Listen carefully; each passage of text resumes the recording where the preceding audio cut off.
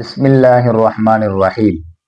میرے دوستو، رمضان المبارک کا مہینہ چل رہا ہے اور 17 رمضان المبارک یوم وفات حضرت اما عائشہ رضی اللہ تعالی عنہ کی وفات کا دن ہے، جو کہ ہمارا یہ بیان مسلسل رمضان المبارک کے فضائل اور روزے کے فضائل پر چلا آ رہا ہے۔ ابھی رمضان المبارک کی 17 رمضان کو یوم وفات حضرت اما عائشہ صدیقہ رضی اللہ تعالیٰ عنہ کی یوم وفات ہے۔ میں اس حوالے سے کچھ معروضات اور کچھ کمالات، کچھ صفات آپ کی خدمت میں پیش کر دیتا ہوں۔ اما عائشہ رضی اللہ تعالیٰ عنہ کو اللہ تعالیٰ نے وہ کمالات اور صفات عطا کیے تھے جو کسی کو بھی نہیں کیے تھے۔ اما عائشہ رضی اللہ تعالیٰ عنہ بچپن سے بھی بہت بڑی ذہین تھی، اتنی ذہین تھی کہ اپنے ابا حضرت ابوبکر صدیق رضی اللہ تعالیٰ عنہ سے کچھ بھی سن لیتی، یعنی رسول اللہ کی حدیث پاک سن لیتی یا اللہ کا قرآن سن لیتی تو وہ بھی اس کو ذہن میں یاد کر لیتی تھی۔ یہ 9 برس آپ صلی اللہ علیہ وسلم سے فیض یاب ہوئی۔ اور اما عائشہ کون ہے؟ اما عائشہ وہ ہیں جو بڑے بڑے صحابہ اکرام اما عائشہ کے شاگرد بنے۔ اما عائشہ وہ ہے کہ جن کی تصویر رسول اللہ صلی اللہ علیہ وسلم کو دکھائی گئی۔ اما عائشہ وہ ہے جو رسول اللہ کے بستر پر تشریف فرما ہے۔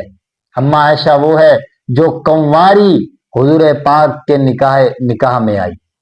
حضور پاک علیہ الصلوۃ والسلام کے جانے کے بعد اما عائشہ رضی اللہ تعالی عنہ نے جو کام سر انجام دیا وہ بالکل قابل تعریف ہے، کیونکہ حضور پاک علیہ الصلوۃ والسلام کے وفات کے جانے کے بعد اما عائشہ کی زندگی ہمارے لیے اور دین کے لیے باعث رحمت اور باعث فخر ثابت ہوئی کہ رسول اللہ صلی اللہ علیہ وسلم حضرت اما عائشہ رضی اللہ تعالی عنہ نے کی وہ تربیت کی تھی کہ جو باعث فخر تھی، کہ جب آپ صلی اللہ علیہ وسلم اس دنیا سے پردہ فرما گئے تو آپ صلی اللہ علیہ وسلم جب اس دنیا سے پردہ فرما گئے، اس کے بعد دین کو مکمل کرنے والی اما عائشہ ہے۔